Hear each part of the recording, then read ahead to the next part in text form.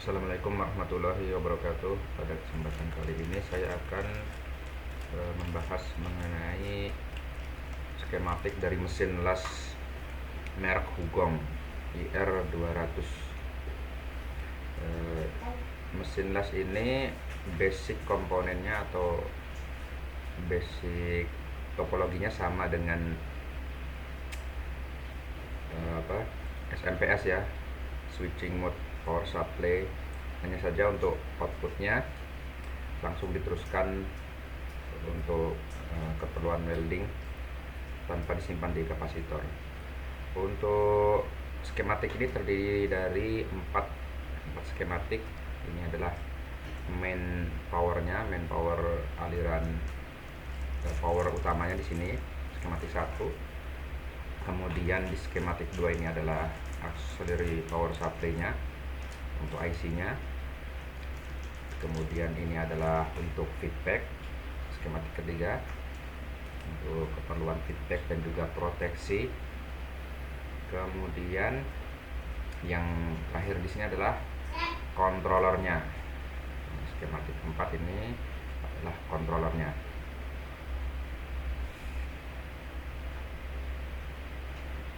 Untuk skematik pertama yang akan kita jelaskan adalah skematik mengenai aliran power utamanya, yaitu skematik yang ini ya, IR200. Nah, di skematik ini bisa kita lihat inputnya adalah LN 1 pas. Kemudian di sini ada switch double throw. Kemudian di sini ada varistor untuk melindungi dari voltage spike. Kemudian di sini kita lihat ada bridge rectifier, inputnya AC dan outputnya adalah DC. Kemudian di sini ada bank kapasitor, ada 4 bank kapasitor. Kemudian di sampingnya sini ada resistor. Resistor ini adalah discharge resistor untuk bank kapasitor. Kemudian dari sini kita lihat ini ada 4 MOSFET, tapi ini bukan full bridge ya, ini adalah half bridge. Bisa kita lihat 2 MOSFET atas ini sinyalnya berasal dari satu titik G1 sini, kemudian bercabang satu ke satu ke Q3. Demikian juga dengan yang MOSFET Q2 dan Q4. Sinyalnya berasal dari satu titik di sini G2, kemudian bercabang ke Q2 dan Q4. Di sini kita lihat untuk gate-nya ada resistor dan diode. Ini untuk supaya waktu turn on dengan turn off-nya berbeda. Saat turn on dia akan lewat resistor lebih lambat, kemudian saat turn off dia akan lebih cepat karena melewati diode di atasnya sini. Hal ini dilakukan supaya waktu turn on dan waktu turn off untuk MOSFET atas maupun bawah ini ada perbedaan. Dengan demikian akan menghindarkan kita dari terjadinya shoot-through. Nah, kemudian di sini kita lihat ada thermal protection-nya. Sepertinya ini thermistor ada 2, satu di primary, kemudian satu lagi di secondary. Kemudian di sini ada current transformer perbandingan 100:1. Kemudian di sini ini adalah trafo utamanya. Tentu saja ini adalah high frequency transformer atau trafo switching. Kemudian ini adalah bagian output dari mesin las. Kemudian di bagian outputnya kita lihat ada diode. Ini dibuat paralel 2 untuk membagi arus. Nah, diode-nya juga satu dari bawah trafo sini dan satunya dari atas trafo sini. Jadi yang satu akan berfungsi forward pada saat sisi ini positif, dan kemudian yang bawah ini akan forward saat sisi bawah ini positif. Kemudian paralel dengan diode ini bisa kita lihat ada resistor dan kapasitor. Ini berfungsi untuk menahan voltage spike saat arus berlawanan dengan diode ini. Jadi saat arusnya reverse bias, nanti akan ada lonjakan tegangan yang tinggi di sini. Ini jika tidak dimitigasi akan bisa merusak diode ini, membuat diode ini jebol. Begitu juga dengan diode yang di bawah. Maka jika ada voltage spike, nanti akan bisa melewati resistor dan kapasitor ini. Jadi ini seperti shock breaker ya, untuk mengurangi tegangan kejut yang masuk dari arah depan diode ini. Kemudian ini sepertinya ini adalah semacam filter, mungkin common mode filter. Kita lihat ini ada kapasitornya kecil sekali kapasitasnya. Kemudian ini mungkin 1,2K, mungkin bagian dari filter atau bisa juga load resistor. Kemudian ini output dari mesin las. Mesin las ini outputnya langsung digunakan untuk bekerja energinya. Jadi energinya tidak ada yang disimpan ke dalam kapasitor output. Kemudian di sini kita lihat ini adalah bagian dari current sensornya. Sepertinya current sensornya ini menggunakan op-amp, karena kita lihat di sini ada supply-nya 15 volt sampai minus 15 volt. Kemudian ini kapasitor adalah decoupling kapasitor untuk power supply 15 volt ini. Kemudian ini masuk ke sini, sepertinya ini menggunakan op-amp. Kemudian inputnya menggunakan shunt resistor. Kemudian outputnya adalah VFB, dan ini adalah groundnya. Kemudian untuk sensor tegangan outputnya menggunakan ininya pin V+ dan pin V-. Kemudian ini untuk overhead LED-nya, kita lihat di sini ini power supply-nya 15 volt juga. Ini untuk overhead-nya yang berwarna yellow, kuning. Kemudian ini ada LED green, mungkin untuk sinyal oke, power oke mungkin ya. Yang jelas overheat ini akan terjadi tandanya adalah LED kuning ini menyala. LED ini mendapat power supply dari sini 15 volt. Dan ini adalah resistor LED-nya R9, R10. Kemudian ini untuk mengadjust arus pengelasan.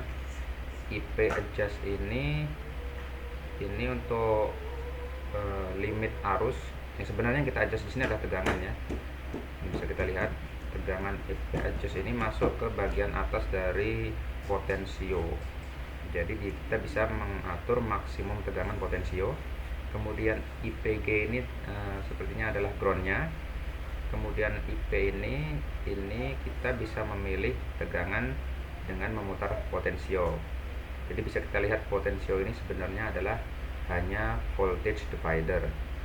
Outputnya adalah pin IP, kemudian yang bawah ini ground, kemudian yang atas adalah power supply untuk voltage divider ini, dimana power supply-nya bisa kita atur tegangannya di pin IP adjust.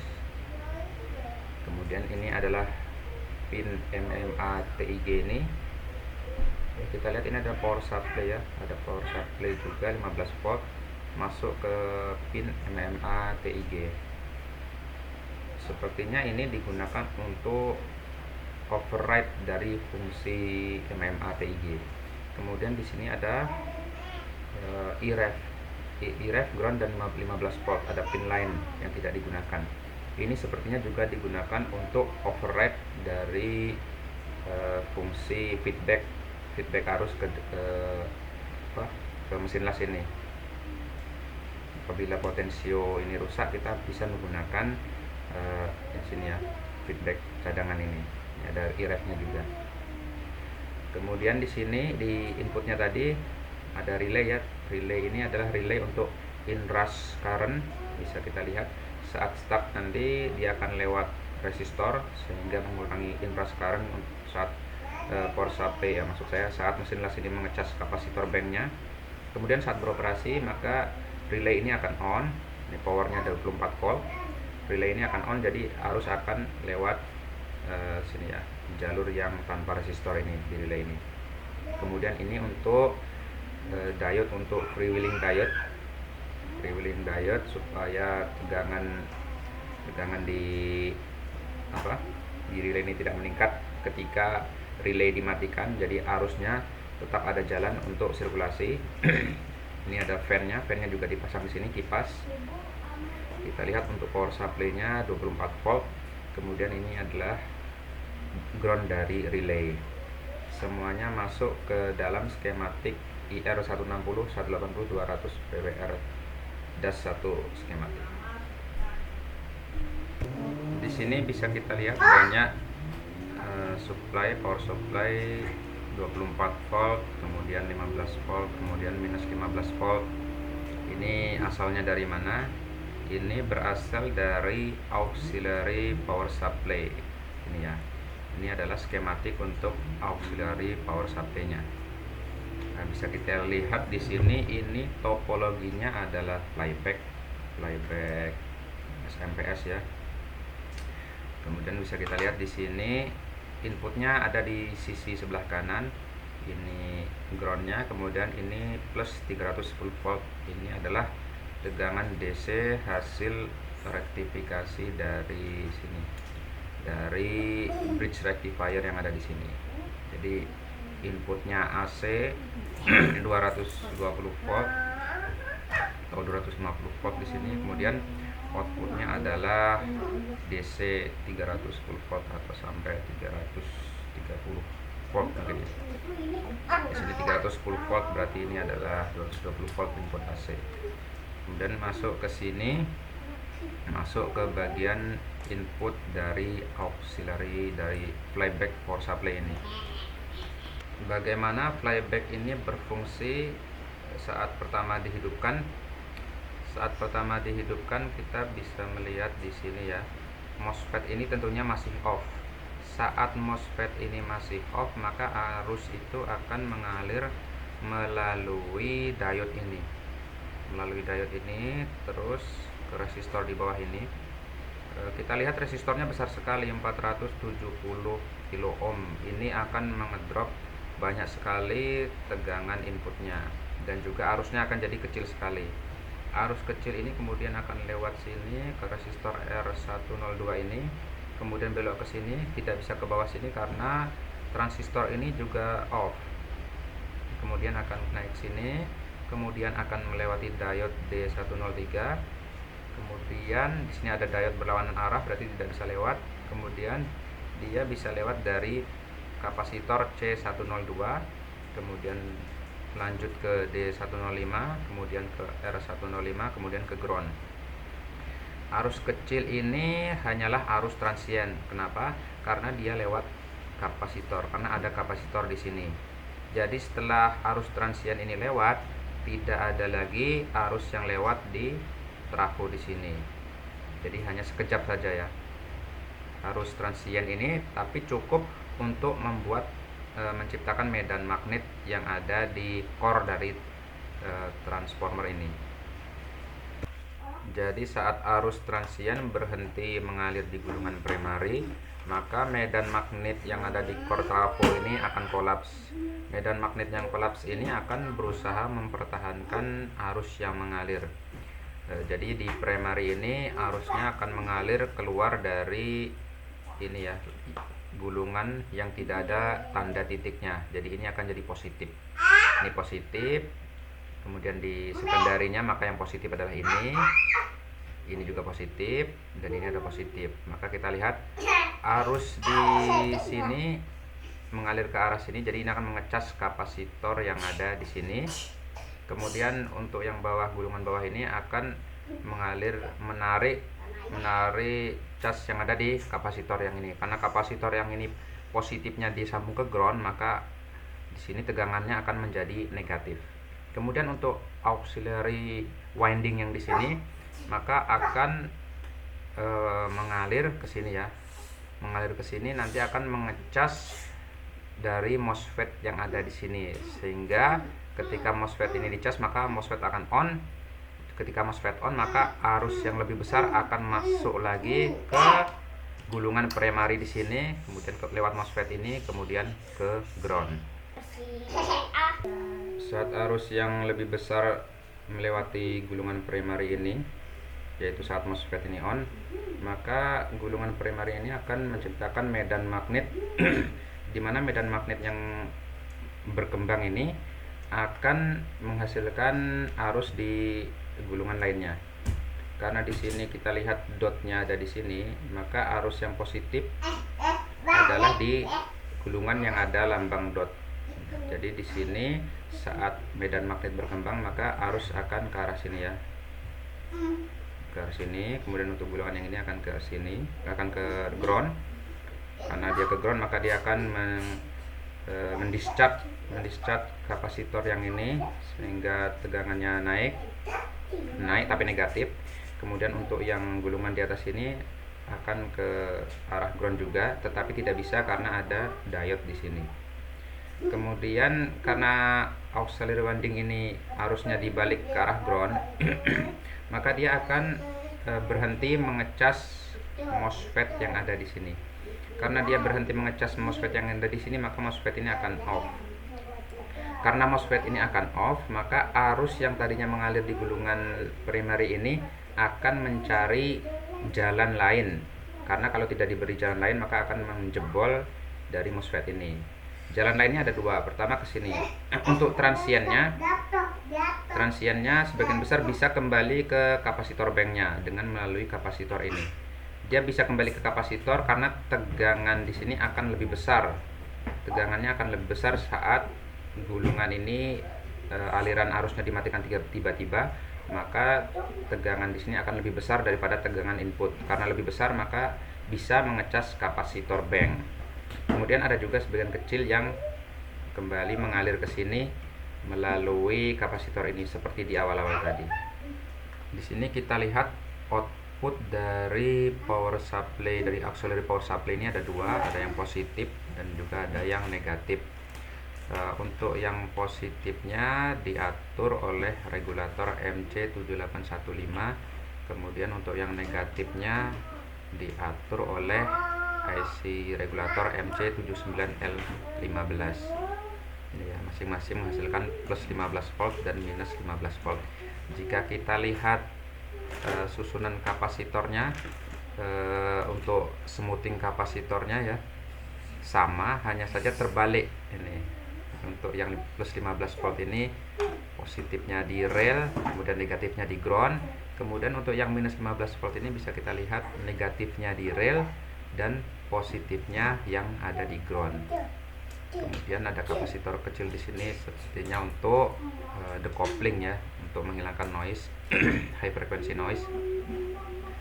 Kemudian yang di sini ada lagi yang di cabang di sini, ini menghasilkan 24 volt. Jadi sebenarnya gulungan ini akan menghasilkan pertama-tama 24 volt. 24 volt ini kemudian di drop lagi oleh IC regulator yang di sini untuk menghasilkan 15 volt. Di sini kita lihat ada diode-nya untuk 24 volt, kemudian ini adalah resistor untuk diode-nya. Tegangan yang ada di rail ini diatur oleh Zener diode di sini. Di sini kita lihat Zener diode-nya 8,2 volt setengah watt kali 2. Tapi kalau dihitung begitu maka ini dropnya hanya akan 16,4. Berarti tegangan di sini 16,4. Akan tetapi kita lihat di sini tegangannya 24 volt. Ini agak aneh ya. Mungkin di sini maksudnya dikali 3. Jadi dengan dikali 3, 8,2 kali 3 akan menjadi 24,6. Ini cocok dengan outputnya di sini. Mungkin maksudnya kali 3 ya. Jadi Zener diode ini setelah tegangannya mencapai 24 volt, maka akan meneruskan arus ke optocoupler yang ada di sini.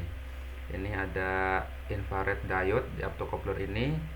Kemudian ini adalah resistor untuk infrared diode. Kemudian ini kapasitornya adalah kapasitor decoupling untuk infrared diode di sini.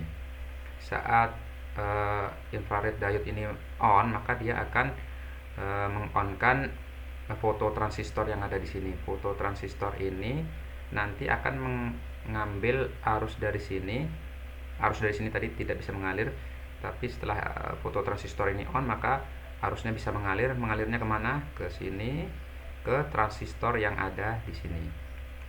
transistor ini nanti akan on. Ini adalah kapasitor untuk menjaga tegangan di gate-nya ini, di base-nya ini. Saat base dari transistornya on, maka dia akan menarik arus yang ada dari sini ya, arus yang ada di gate dari MOSFET. Dengan demikian transistor ini akan mematikan atau meng-shunt MOSFET yang ada di sini. Jika MOSFET ini mati, maka tidak ada lagi arus yang mengalir ke primary, sehingga akan menghentikan transfer energi ke output. Jika transfer energi ke output berhenti, maka tegangannya akan tetap terjaga di 24 volt. Kemudian di sini bisa kita lihat ini ada Zener diode dengan nilai 8,2 volt. Zener diode ini berfungsi untuk menjaga tegangan supaya tegangan di transistor ini tidak lebih dari 8,2 volt. Di sini kita lihat ini adalah decoupling kapasitornya. Kemudian di sini ada diode yang forward ke arah sana ya, ke arah fototransistor. Di sini sepertinya untuk menjaga supaya arus dari sini tidak bisa mengecas balik ke arah sini ya. Kemudian selain menerima sinyal dari fototransistor optocoupler di sini, transistor ini juga menerima sinyal dari resistor yang ada di sini. Resistor ini jadi berfungsi sebagai overcurrent resistor ya, jadi overcurrent protection. Saat tegangan yang ada di resistor ini meningkat disebabkan karena arus yang melewatinya meningkat, maka maka tegangannya akan cukup untuk membuat supaya transistor ini on. Jika transistor ini on, maka dia akan kembali mematikan MOSFET yang ada di sini. Dengan demikian arus yang masuk ke dalam, arus yang mengalir melalui resistor ini akan berhenti. Setelah arus yang mengalir ke resistor ini berhenti, maka tegangannya akan turun. Tegangannya akan turun, maka MOSFET, maksudnya ya, maka transistor ini juga akan off. Dengan demikian resistor ini adalah resistor overcurrent protection yang digunakan untuk memberi sinyal ke transistor yang digunakan untuk mematikan MOSFET utama yang ada di primary winding di sini. Untuk sementara sekian dulu untuk skematik feedback signalnya dan juga untuk controllernya. Insya Allah akan kita lanjutkan di video selanjutnya. Wassalamualaikum warahmatullahi wabarakatuh.